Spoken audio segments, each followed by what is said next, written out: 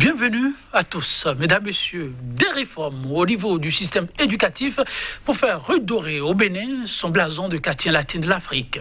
C'est plus qu'une course à la montre sous le régime du nouveau départ. S'il en est qui sont passés comme une lettre à la poste, il en est aussi, mesdames, messieurs, qui s'apparentent à une pilule amère à avaler. Du moins sans en croire certains enseignants. Dans ce registre, l'aspirana. Le principe semble divisé autant que le mode d'application. Au lever de bouclier, la voix du chef de l'État a fini par être le répondant. Seulement, mesdames, messieurs, le débat n'est toujours pas clos. Bien au contraire. L'aspirana au Bénin, une plaie ou une aubaine pour le système éducatif, c'est le thème en débat. À nos côtés, pour l'instant, analyse à un enseignant, Jean-Eudes Tomawa. C'est son nom. Il est professeur de mathématiques. Monsieur Jean-Eudes Tomawa, bonjour. Bonjour, monsieur Joël. Merci de répondre à notre invitation. C'est un merci partagé. En face de vous, pour nous aider à apprécier un peu la question autour de l'aspirana, monsieur François Attadegui, il n'est vraiment plus à présenter, il est le président d'émeraude de la diaspora béninoise résidant aux États-Unis et au Canada. Monsieur François Attadegui, bonjour. Bonjour Joël Tondi, bonjour chers téléspectateurs, bonjour aux braves enseignants du Bénin en général et aux aspirants en particulier. Je profite de votre plateau pour dire un bonjour à toute la diaspora béninoise, où qu'elle soit. Merci pour la disponibilité. Que faire, mesdames, messieurs, pour une éducation de qualité au Bénin? Au nombre des chantiers ouverts sous la rupture figure en bonne place l'aspirana, une nouvelle catégorie d'enseignants pour apporter leur contribution à la révolution en marche au niveau du monde enseignant. Si on en est depuis à la phase opérationnelle avec cette nouvelle catégorie, des préoccupations ont trop faire de voir le jour dans la question de 30 heures. Avant d'aller plus en profondeur avec l'enseignant sur ce plateau, un petit rappel autour de cette question de 30 heures qui a fait des vagues et continue malheureusement de faire des vagues. Qu'est-ce qu'on a rappelé? C'est que la décision est sortie à quelques jours de la rentrée, qu'il faut maintenant, quand les sapins sont déjà établis presque dans tous les collèges du Bénin, qu'il faut maintenant aller aux 30 heures, que les aspirants doivent avoir 30 heures de cours par semaine. C'était la surprise générale. Qui pouvait penser ça? Donc les sapins sont à reprendre. Dans le même temps, le groupe des 6, c'est-à-dire les centrales, se sont entendues pour créer un groupe de 6 et ils sont allés voir le chef de l'État. Donc à leur demande, le président a répondu favorablement. Mais avant la rencontre, je me disais que bon, c'est sûr que le président allait leur expliquer pourquoi il fallait faire les 30 heures. Et que c'était ça, cette démonstration. Mais à la grande surprise, il a dit bon, que ce n'est pas du fétichisme, mais qui ne tient pas aussi. Donc d'aller voir avec les ministres concernés ou avec le ministre concerné ce qui pouvait être fait pour que ça soit quand même dans le bien de tous les élèves du Bénin. C'était le décor. Mais dans la pratique, nous avons constaté que c'était aussi difficile de faire appliquer ce que le président dit à la rencontre du groupe des 6. Donc nous avons constaté ou nous avons déduit alors que cette idée même a germé loin du cabinet du ministère, que c'est même à la présidence que ça a pris corps. C'est ce que nous avons compris, parce que le cabinet jusqu'à présent ne se retrouve pas. Donc c'est ceux qui ne sont pas l'auteur des 30 heures. 30 heures, oui, c'est la pomme de discorde jusqu'à présent. Mesdames, messieurs, le chef de l'État a donné des instructions pour que les cartes soient rebattues et redistribuées. Mais dans la faisabilité, toujours des grincements dedans. Monsieur François, tu as dit la question des 30 heures, voilà un peu le petit rappel. Et puis, l'autre réalité, le chef de l'État a donné les instructions, mais dans l'application, les 30 heures, malheureusement, restent toujours d'actualité. Monsieur François, tu as dit. Oui, monsieur Joël Tondi, avant de répondre à cette question des 30 heures, permettez-moi de faire quand même un bref aperçu sur ce qu'est qu'un aspirant ou les aspirants, n'est-ce pas? Les aspirants sont les enseignants, à ma compréhension, sont des enseignants vacataires d'alors qui aspirent à exercer le métier d'enseignant et qui ont été recrutés par l'État sur la base de certaines conditions. Ils ont été recrutés au terme des 3 fameuses évaluations, si j'ai bonne mémoire, successivement en janvier, en mai et puis en août 2019. Et ceci dans le souci de compléter le nombre d'enseignants dans notre système éducatif en vue de pouvoir, n'est-ce pas, recaser un tant soit peu en créant une base de données utilisable à tout moment. Et donc, les vacataires sont admis à ces 3 épreuves. Les vacataires admis à ces 3 épreuves ont été déployés sur le terrain pour servir dans les collèges.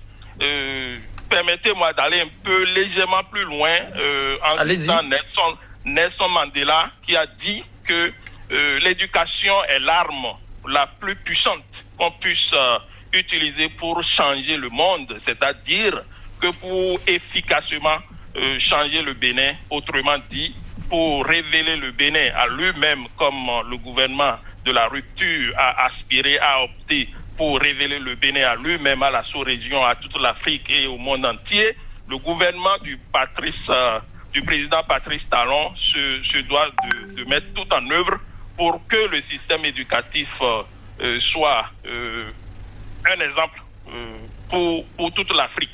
Donc les questions, pour revenir à votre question, les 30 heures, si vous me posez cette question tout en étant quelqu'un qui est aux États-Unis, je vais vous dire que c'est faisable, que ce n'est pas de l'impossible, parce que nous, aux États-Unis, nous travaillons, c'est 40 heures régulières pour chaque semaine.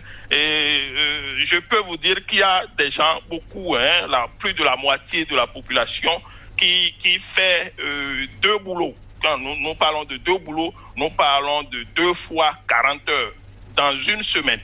Ça fait 80 heures dans une semaine. Et c'est faisable. Le chef de l'État, lors de cette rencontre avec les responsables syndicaux, a bien précisé que si les enseignants vacataires d'alors qui parcouraient d'école en école, qui n'avaient pratiquement pas de lieu fixe de travail, pouvaient quand même aller dans une école faire 20 heures. Ils ont 20 heures régulières. S'ils pouvaient le faire, et en plus de ces 20 heures régulières, font des heures supplémentaires quelque part d'autre, peut-être 5 ou 10 heures supplémentaires en plus de leurs 20 heures régulières. Donc la chose est faisable. Il faut simplement s'y atteler. Il faut se mettre dans la peau, dans cette posture. Il faut préparer, n'est-ce pas, son cerveau à le faire.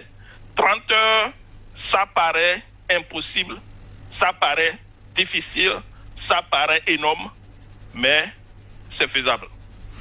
Ok, tout en rappelant un peu ces paramètres évoqués par le chef de l'État, Monsieur Atadedi, je ne sais pas si vous l'avez fait exprès, il y a cette ouverture que le chef de l'État aussi a laissé entrevoir à l'issue de cette rencontre. Oui, bien sûr, bien sûr. Le chef de l'État, en échangeant avec les syndicats et les représentants des enseignants aspirants, je pense, le début de ce mois d'octobre, le 8 octobre.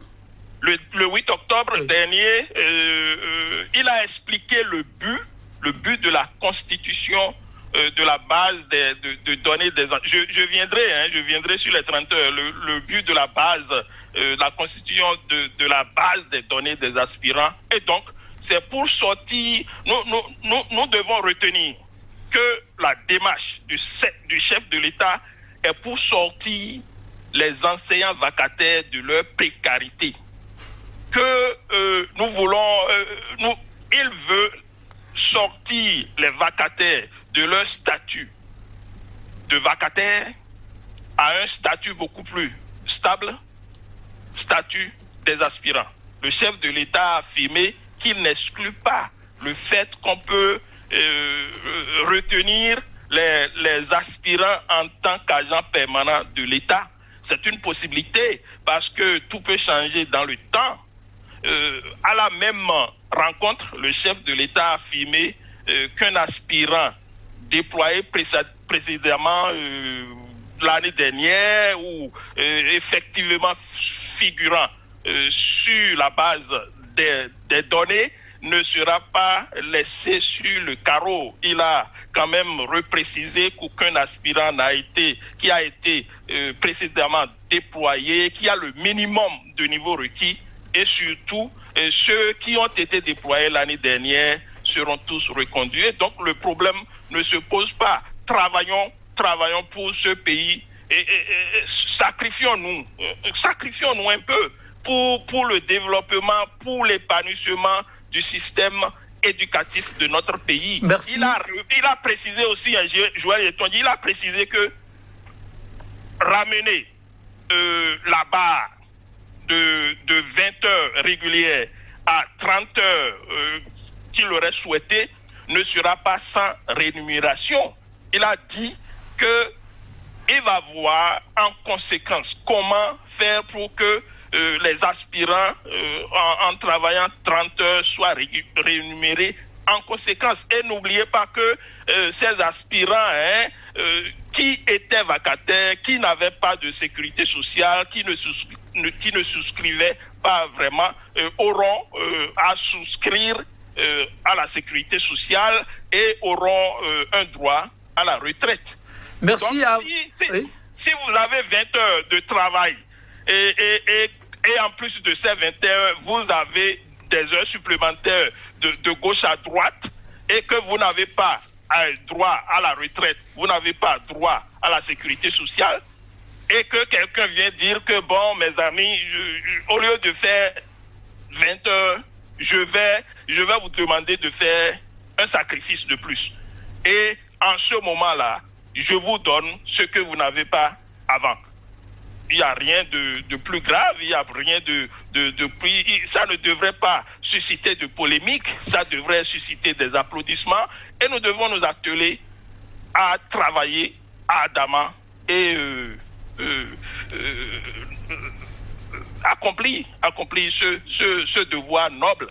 Merci. L'enseignement, c'est une mission noble. C'est une mission noble, oui, c'est partagé par tous, mais entre les engagements pris du 8 octobre à la date du 30 octobre, il paraît que le fossé est bien grand. En tout cas, vous avez suivi M. Atadedi qui a fait un grand tour d'horizon. Oui, mais avant, je tiens à rappeler à M. Atadedi qu'il a dit que chez eux, aux États-Unis, c'est normal, quand on est loin de la terre natale, il y a des choses qu'on peut dire. Mais s'il vivait ici et s'il voyait certaines choses, même s'il était un soutien franc, je crois qu'il y a des réalités qu'il va accepter. Dans le cas d'espèce, vous faites allusion à quoi? Dans le cas d'espèce, je fais allusion à quoi? Donc, je veux d'abord reprendre quelque chose avant d'aller plus loin. Oui. Il disait qu'aux États-Unis, qu'eux, ils travaillent. Et qu'ils font combien d'heures par semaine? 40 heures. Et non, après plus 40 heures, ça fait 80. Voilà, 40 heures par semaine. Ici au Bénin, monsieur Yetonji, lorsque vous venez au boulot, c'est de 8h à 12h30 et de 15h à 18h30. Ça fait 8 heures par jour. Voilà, les 5 jours de la semaine, ça donne les 40 heures. Je ne sais pas ce qu'ils démontrent. Les gens travaillent pendant 40 heures. Mais l'enseignement, avec sa spécificité, qu'est-ce que les gens ont proposé? Et c'est les meilleurs pédagogues. Et le Bénin n'en a pas encore produit. Les meilleurs pédagogues qui ont rédigé les meilleurs livres de pédagogie au monde ont compris que ce système, c'est à traiter à part. C'est pourquoi vous travaillez pendant 18 heures par semaine si vous êtes professeur certifié et 20 heures par semaine si vous êtes professeur adjoint. Et nous avons encore des repos. Lorsque les élèves sont en congé, nous sommes en congé. Et nous bénéficions encore d'un congé de... Bon, au Bénin, c'est un peu plus rallongé, on va jusqu'à 3 mois. Sinon, en temps normal, c'est 1 mois et demi de congé. Nous bénéficions de ça, ça veut dire qu'au total, nous aurons pratiquement 2 mois et demi de repos avant de reprendre une nouvelle année scolaire. Mais ceux qui font 40 heures par semaine bénéficient Pardon, si je vais regarder, il me semble que quand vous faites 30 jours, vous avez droit à 3 jours de repos. Lorsqu'on comptabilise, en tout cas, vous avez 1 mois de congé annuel. Malgré que vous faites 40 heures par semaine. Mais l'enseignant qui fait 18 heures par semaine ou 20 heures bénéficie d'un congé annuel de plus d'1 mois. Et lorsqu'on comptabilise tous ses repos, il a tout au moins 2 mois et demi de repos. C'est pour lui apporter la contradiction que le métier là, ce n'est pas comme ça on travaille dedans. S'il n'a pas l'information, lorsque vous êtes un enseignant sérieux et qu'on vous remet 30 heures, le cours ne peut pas aller. Moi même qui suis ici, j'ai fait des heures supplémentaires ailleurs, dans des collèges privés, où je vais chercher jusqu'à 15 heures, à part les 20 heures que l'État me donnait. Ça fait combien? 35 heures par semaine. Je vous assure, tout le coût qu'on fait chez l'État prend un coût. Tout enseignant sérieux doit le dire la vérité. Le coût du public prend un coût. Quand vous faites les 20 heures, vous devez ajouter les 15 heures pour pouvoir arrondir vos mois. Eh bien, vous sacrifiez le coût que vous donnez au niveau... Et tout le monde le fait. Ils savent tous que c'est ce que nous faisons. Tu ne peux pas être opérationnel. Un bon enseignant qui fait 2 heures de cours doit se reposer tout au moins 1 heure avant de faire encore 2 autres heures de cours, sinon il ne sera pas opérationnel. Là, je suis sincère. Mais, je crois. Je crois que dans cette situation, la démonstration sera une démonstration peut-être de profanité pour celui qui n'est pas du milieu. Sinon, personne ne pourra faire 30 heures de cours et être opérationnel sur le terrain. Il n'y a pas. Ça veut dire quoi? Vous allez dispenser un enseignement de plus de 4 heures de cours par jour. 6 heures. Vous ne pouvez pas. Lorsque vous quittez une salle A pour une salle B, le cours prend un coup. Et lorsqu'on sonne la fin de la récréation, vous allez constater que l'enseignant ne se lève que 10 minutes après l'heure d'aller en salle, ou 15 minutes, parce qu'il récupère encore. C'est quand même impossible. Et ça, là, le président de la République a dit que ce n'est pas du fétichisme, mais c'est du fétichisme. C'est vrai que nous courons de gauche à droite pour arrondir le mois, mais dans ce cas d'espèce, ce n'est pas opérationnel. Moi, je pensais que les réformes allaient partir dans un sens où les gens seront plus intéressés, ils ne vont plus courir dans le privé et se donner plus aux élèves des collèges publics. L'autre chose, il a dit qu'on voulait les sortir de la précarité. Et en voulant sortir quelqu'un de la précarité, qu'est-ce qu'on va lui proposer? Est-ce qu'on va lui proposer de faire 30 heures par semaine contre quel salaire mensuel qui n'a été jamais véritablement dévoilé? C'est ce qu'ils percevaient avant qu'on savait et qu'on leur a proposé la sécurité sociale à côté qui reprend encore tout ce qu'on a ajouté à l'ancien salaire et que ça revient forcément encore à l'ancien salaire. Et dans cette démonstration, qu'est-ce qui va se passer? Vous allez constater que le gouvernement veut maintenir les gens dans la précarité. Au contraire, parce que lorsque tu as ce contrat-là et on te propose d'aller à la retraite avec, vous pouvez aller dans une banque solliciter un crédit avec ce contrat-là. Les banques vont refuser. Donc, vous ne pouvez pas vous accorder un crédit pour évoluer. Lui qui vit aux États-Unis, il doit savoir ce qu'on appelle le crédit aux travailleurs. Et là, avec ce contrat qui peut avoir de crédit, mais on vous propose d'aller à la retraite avec. Mais c'est la mort. Mais il y a un aspect qu'il a évoqué tout à l'heure, l'ouverture du chef de l'État. Et c'est vrai, au cours de cette rencontre, il y a des engagements qui ont été pris. Le chef de l'État, vous l'avez aussi mentionné, ce n'est pas du fétichisme. Mais que s'est-il passé pour que, de cette date à celle-ci, qu'on voit des aspirants continuer à donner de la voix? D'accord. Je vais vous dire clairement ce qui se passe sur le terrain. Le chef de l'État a dit, vous pouvez revoir. Donc, les ministres, quand ils sont revenus au cabinet où le ministre de l'enseignement secondaire, le ministre Capo Maouillon, avec son cabinet ou avec les directeurs départementaux, se sont finalement entendus que le maximum, c'est 26 heures, entre 24 et 26. Ils ont fait un premier redéploiement sur le terrain. Et qu'est-ce que nous avons constaté? Le nombre envoyé ne suffit pas. Les censeurs ont réexprimé leurs besoins. Ils ont encore envoyé, ça ne suffit pas. Ils ont encore envoyé une 3e fois, ça ne suffit pas. Ils ont dit, allez à 28 heures. Allez à 30 heures si possible. Mettez la bivalence dedans. Écoutez, ça veut dire quoi? Graduellement. Oui. Vous dites qu'ils ont envoyé un premier lot. Oui, d'enseignants. Ça n'a pas suffi. Ça n'a pas suffi. Ils en ont envoyé d'autres jusqu'à 3 lots. Oui. Ça n'a pas suffi. Ça n'a pas suffi. Mais s'il vous plaît, parce que les informations que nous avons, il y a toujours des enseignants qui ont travaillé l'année passée, qui attendent toujours d'être appelés. Voilà. Je vais vous dire peut-être pourquoi on ne les appelle pas. Ils ont dit que lorsqu'on les avait redéployés, c'était pour combler le vide sur le terrain.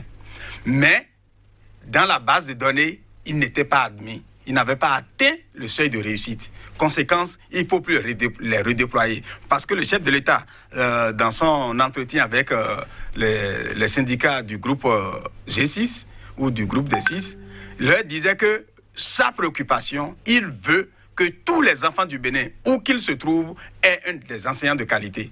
Donc, déployer uniquement ceux qui ont atteint le seuil de réussite. Conséquence, les enseignants vont manquer. Pourquoi on avait redéployé tout le monde? Même à 30 heures, ça va manquer. Aujourd'hui, dans mon CEG, où j'enseigne, il manque 4 professeurs de mathématiques. Si je ne prends que ça, parce que j'enseigne les mathématiques, j'ai dit, Madame le censeur, qu'est-ce qui se passe? Et les élèves continuent de danser ou de jouer buntu sur la cour. Mais ça gêne. Ceux qui sont en salle n'arrivent pas à suivre. Elle a dit, Monsieur Tomoa, j'ai encore besoin de 4 professeurs de mathématiques. Je n'ai pas demandé pour les autres matières. Lorsque vous faites un tour au sujet, vous voyez, oui, la dame censeur qui est là aura besoin de près de 6 à 10% de mathématiques encore pour combler. Finalement, on va les redéployer. Ceux-là qui... Et j'ai dit à la dame censeur où je suis enseignant, je lui ai dit, mais allez, donnez-leur jusqu'à 30 heures. Elle m'a dit, même à ça, j'ai besoin de 4 professeurs de mathématiques.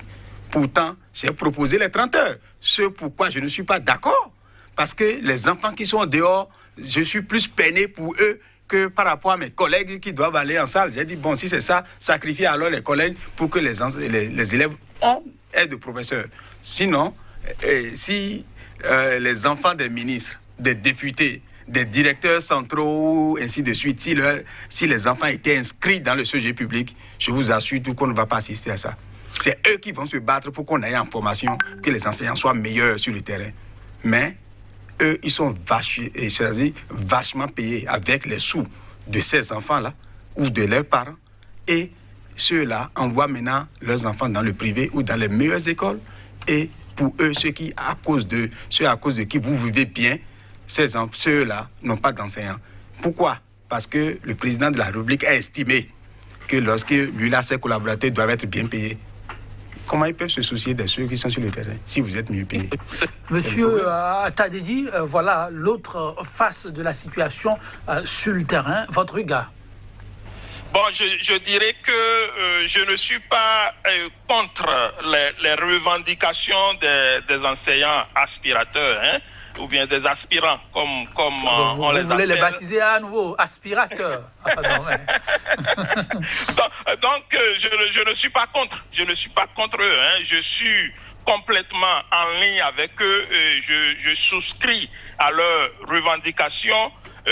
Je suis simplement en train de dire qu'un petit sacrifice, un peu plus, pouvait être fait pour que le système éducatif retrouve quand même sa lettre de noblesse. Monsieur Attalidi, s'il vous plaît, sur le principe, tout le monde est d'accord qu'un peu de sacrifice un peu partout. Maintenant, à l'heure où nous en sommes, le chef de l'État qui a mis du bémol, qui dit, ok, on verra. Et manifestement, on n'arrive pas à voir. À qui faudra-t-il demander plus de sacrifices aujourd'hui? Aux enseignants? Ou il faut remonter la pente pour que, dans l'application, on puisse aller de l'avant? Je pense que nous allons faire les deux. Nous allons demander aux enseignants, aux aspirants, de faire un peu plus de sacrifices et maintenant demander au chef de l'État de reconnaître en retour leurs sacrifices. Ça veut dire que si je peux un peu aller en arrière, quand j'avais parlé des 40 heures de travail ici aux États-Unis, j'ai ajouté que il y a des gens, en plus de leurs 40 heures, selon leurs besoins, selon leurs problèmes qu'ils ont à pallier, n'est-ce pas, font 2 boulots. Il y en a qui font 40 heures régulières et qui ajoutent 20 heures quelque part d'autre pour pouvoir subvenir à leurs besoins. Il y en a carrément qui font les 40 heures régulières et qui ajoutent encore un ensemble de 40 heures encore dans une même semaine. ils font ça pendant longtemps et ils arrivent à tenir. Ça voudra dire que si la volonté y est, si nous voulons quand même nous sacrifier pour notre pays, les 30 heures sont faisables. Et le ministre, quand on parle des manques de salles, de beaucoup d'élèves et de choses là dans une salle, le ministre Maounyo Kapo, en charge des enseignements secondaires techniques et de la formation professionnelle, a reconnu lors de sa rencontre le 4 septembre dernier avec le mouvement des aspirants dénommé mouvement des pré-insérés engagés pour la République MPR. Il a dit que il reste des défis. Les défis restent à relever, notamment la réussite de la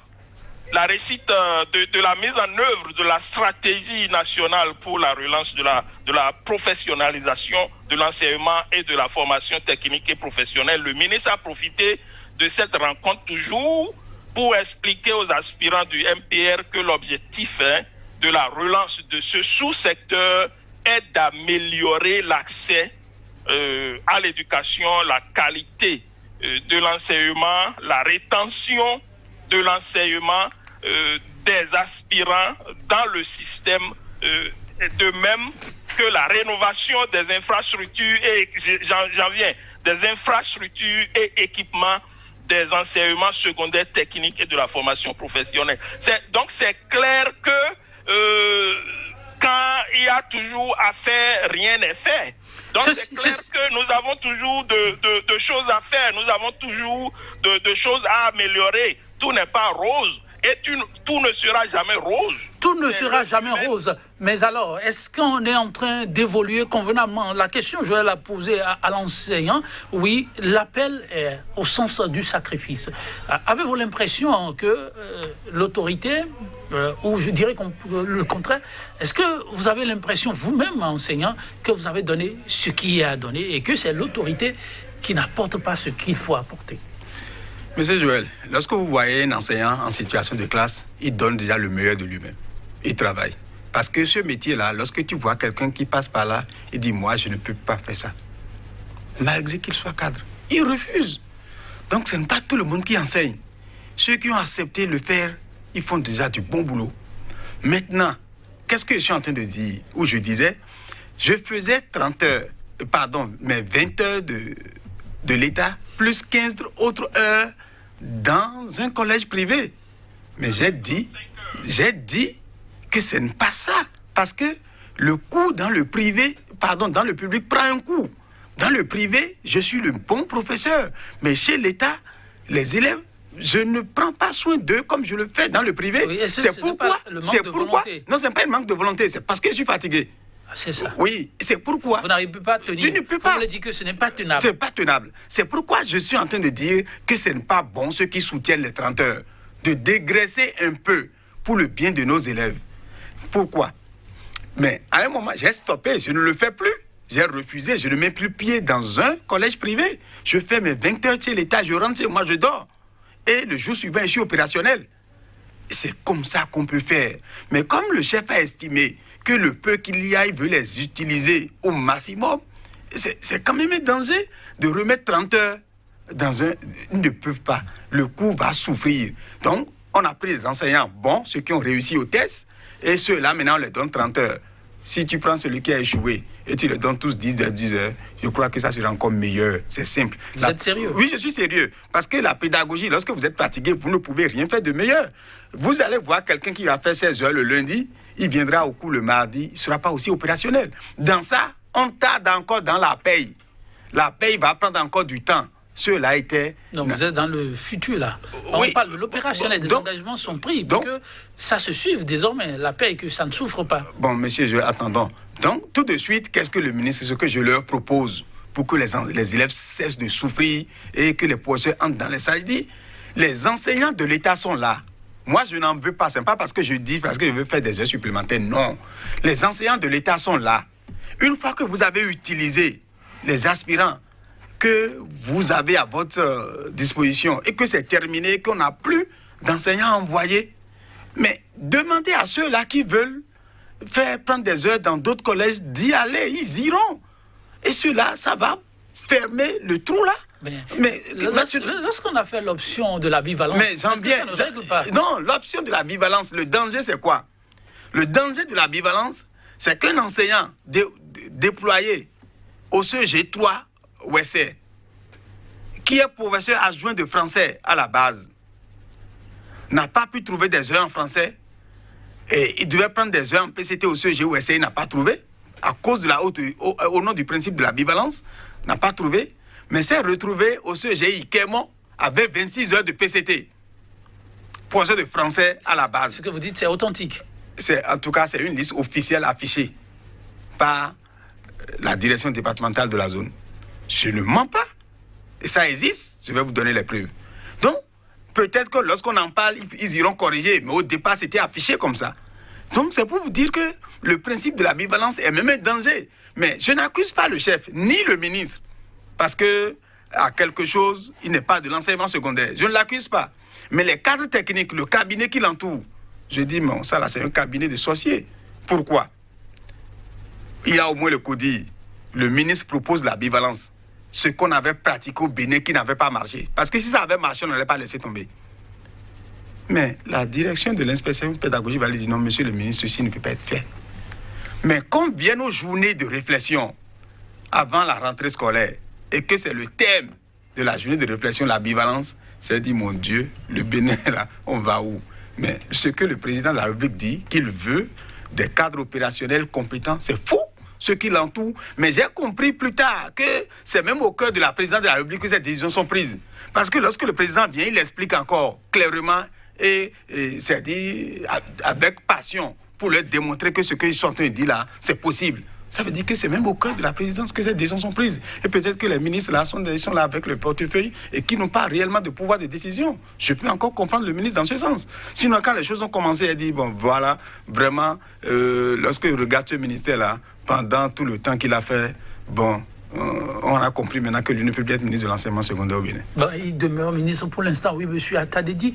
Quand on écoute l'enseignant, on se demande, mais comment ceci a-t-il pu se passer? Puisqu'on a eu le temps vraiment de se préparer, on est en train de boucler le mois d'octobre. Le problème reste sur tapis.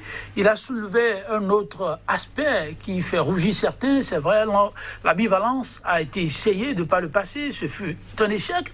Moi, je dirais que ce n'est pas une raison pour ne pas reprendre, peut-être en y mettant des béquilles nécessaires. Mais là, on a l'impression qu'on est reparti sur exactement la même base. Que se passe-t-il? Lui, a identifié le problème un peu bien loin. Mais vous pouvez nous dire si c'est depuis là-haut que le problème se pose vraiment. Bon, je vais vous dire quelque chose. Oui. Le problème, ce que moi je vois, c'est très simple. C'est que chez nous, on dit, je vais traduire le fond en français, on dit quand quelqu'un est au dehors, sous la pluie, sous le soleil, et que tu as pitié de cette personne, je ne dis pas pitié pour dire que le gouvernement est en train d'avoir pitié aux aspirants, mais je suis en train d'expliquer un concept. Quand tu ramènes cette personne de la pluie, du soleil ardent, et que tu la ramènes dans ton salon, il reste un peu au salon. Lui qui n'avait pas accès quand même à un toit, qui était sous la pluie, sous le soleil ardent, est maintenant dans un salon où il peut être à l'abri des intempéries de la nature, mais retenez quelque chose. Quelque temps après, celui-là va chercher à quitter votre salon pour aller dans la chambre. Ah oui, c'est l'histoire des enseignants? D'accord, oui. Ça, c'est une histoire de personnes ingrates. Monsieur Attadedi, soyons d'accord. L'histoire que vous venez de présenter, c'est l'histoire des hommes ingrats, là. Est-ce que... C'est ça, je vais vous développer un peu plus. Ne soyez pas pressés. Donc... nous n'avons pas tout notre temps non plus. Allons-y, à l'essentiel, nous n'avons pas tout notre temps. Il faudra quand même rappeler, il faut reconnaître, j'allais dire, que être aspirant est mieux qu'être vacataires. Est-ce que vous êtes d'accord? Ah, je ne sais pas. L'enseignant va répondre. Bon, si vous ne savez pas, je vais C'est l'enseignant, il a mieux indiqué que moi. Vous êtes d'accord avec moi? Non, attendez. Il nous répond? Qu'il répond rapidement? Non, il ne va pas répondre. Okay. Je vais continuer d'abord. Monsieur Attali n'a pas besoin de votre réponse pour l'instant. Le vacataire n'a peut-être pas d'heure fixe de travail. Il n'a pas de lieu, peut-être de lieu fixe, ou du moins, il a plusieurs endroits ou plusieurs écoles dans lesquelles il va enseigner. Le vacataire courait avant cette histoire d'aspirant d'école en école. Parfois, il n'a pas de salaire fixe. Par contre, et je vais dire, il n'en aura pas de retraite. D'accord? En tant que vacataire. Il peut faire ça pendant 10 ans, 20 ans, 30 ans, 40 ans. Il n'en aura pas de retraite. Par contre, l'aspirant a un salaire fixe connu de tout le monde, un endroit ou une école fixe, un lieu de travail connu, un salaire stable. Monsieur Attali, conclusion? Conclusion, je préfère être aspirant et faire 30 heures de boulot et me sacrifier, même si chaque jour je dois être fatigué, je préfère être aspirant, faire les 30 heures. Alors, monsieur Attali, bien noté. Être un peu récompensé un peu plus par le gouvernement et maintenant aider mon pays à sortir de cette Monsieur Attali, dites rapidement, avant qu'on donne la parole à votre vis-à-vis. Alors, dans cette dualité, autorité et enseignant, où mettez-vous l'enseigner? L'enseigner est au centre de tout ça. Est-ce qu'il est au beurre avec ses problèmes de l'État? Oui. Non, à en croire le chef de l'État, et j'attaque la bivalence. Il a dit, et je vois que c'est bien raisonnable, il a dit, si on prend un professeur de philosophie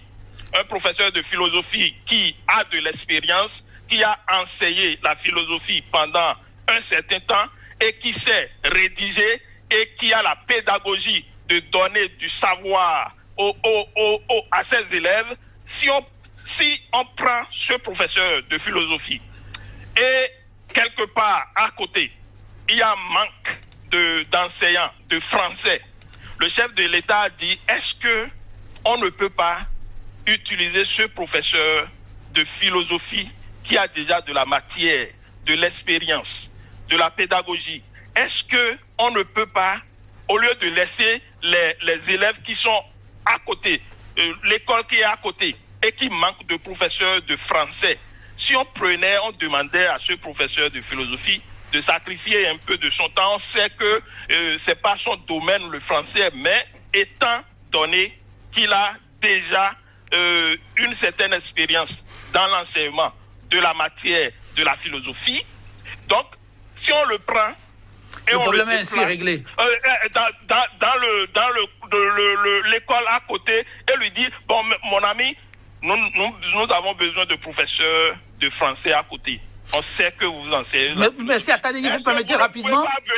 Vous ne pouvez pas venir à côté enseigner un peu le français. Le chef de l'État a dit que c'est mieux qu'on prenne un professeur de philosophie qui a de la matière d'aller enseigner un peu le français aux élèves. C'est mieux de le faire que de laisser ses élèves sans enseignant. Et c'est ce que nous devons comprendre. Merci bien. Oui, le diagnostic est bien posé. Monsieur Attali, vous l'avez bien posé, oui, sur le diagnostic. Pourquoi ça tire toujours dans tous les sens? Non, c'est les soutiens comme monsieur Attali qui envoie le chef de l'État dans le décor. Je le prends en opposition sur deux choses. Allez-y rapidement. Il a dit, vous allez conclure en même temps. Il a dit qu'il préfère un professeur de philosophie d'expérience enseigner le français que les élèves soient sans... Mais dans le même temps, laisser le professeur de philosophie dans sa philosophie et demander à l'agent, c'est-à-dire le professeur que l'État a recruté, qui est là et qui peut faire encore 6 heures supplémentaires, demandez-lui d'aller chercher les heures quelque part dans un collège à côté où il y a la souffrance. Encore, il dit que on amène quelqu'un au salon et il doit aller dans la chambre à coucher. Oh mon Dieu, il fera un mauvais dirigeant lui. Quand quelqu'un dit ça, moi, je ne vais jamais le choisir comme dirigeant. Lui-même, là où il travaille, lorsqu'il a commencé, il serait exemplaire jusqu'à un moment donné. Il va dire maintenant, j'ai de la valeur, revalorisez-moi. Qui ne réclame pas plus? Je suis peiné de l'entendre comme ça. Mieux, dans la bivalence, ou ce qui se passe dans le Nord, tu prends des heures ici, dans un CEG, et tu vas aller faire 26 km ou 50 km pour compléter les heures, pour avoir les 26 heures ou les 28 heures dans un autre CEG. Lorsque tu finis le coup ici, parce que les 30 heures doivent être opérationnelles. Lorsque tu finis le coup ici, avant d'atteindre l'autre CEG, je crois que les élèves vont attendre le projet jusqu'à rentrer.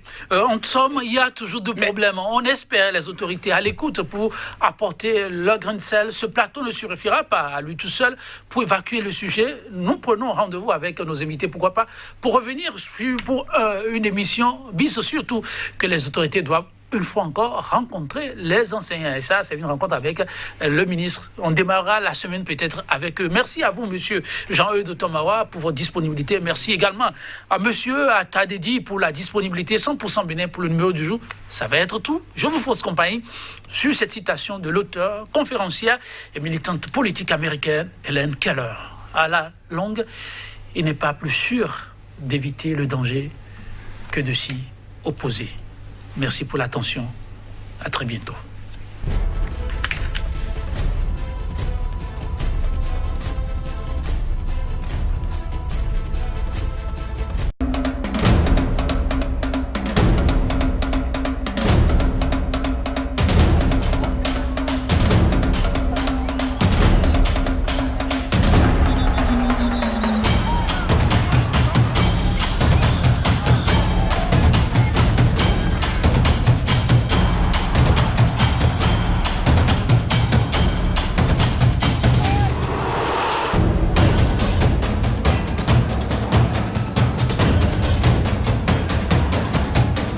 If they want to get you, they'll get you.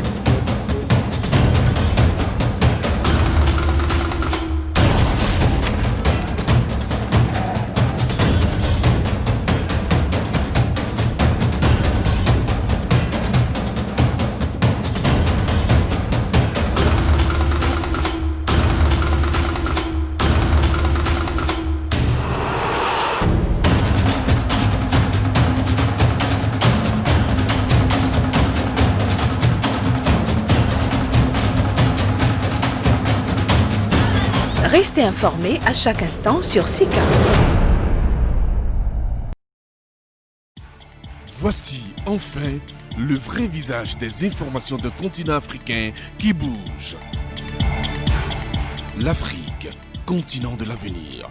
Les grands investisseurs vous diront qu'investir en Afrique, c'est investir pour un avenir radieux.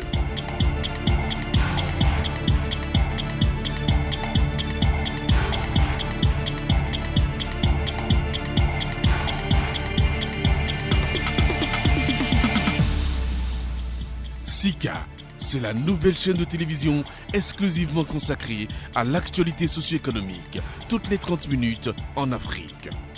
SICA, c'est la chaîne des grands investisseurs, de l'actualité des investissements et de l'évolution des affaires sur le continent.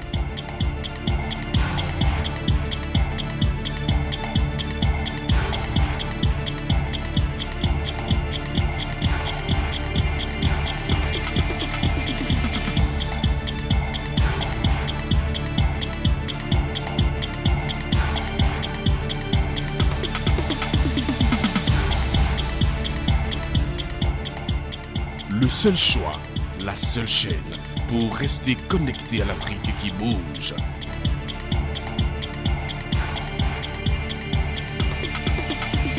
SICA, le vrai visage de l'actualité en Afrique. Voici enfin le vrai visage des informations d'un continent africain qui bouge. L'Afrique, continent de l'avenir. Les grands investisseurs vous diront qu'investir en Afrique, c'est investir pour un avenir radieux.